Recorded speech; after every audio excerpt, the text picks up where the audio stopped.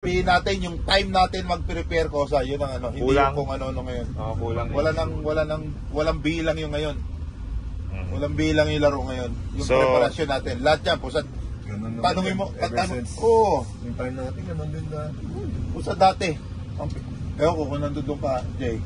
Pusat nagpa-practice tayo, tatlo lang sa tatlong player lang. Philippine team yan? Philippine team, tatlong player lang. Ayun, dahil hindi pinapayagan ng teams yung ibang player para sa national team.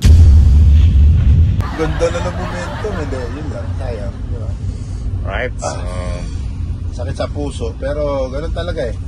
So mas maganda, kada talo, meron tayong natututunan. Saka sports yan. Kumbaga may matatalo, may nananalo. Oo. At the end of So, the day, sama ng loob ng mga players siya, kitang-kita naman natin.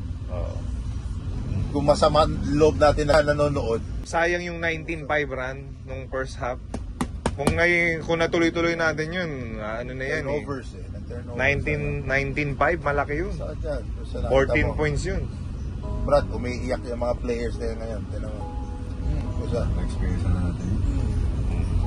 Sa tarantaduang walang umiiyak dyan. Feeling mo na you let everyone down. Oo. Hindi lang ikaw ngayon ang hawak mo.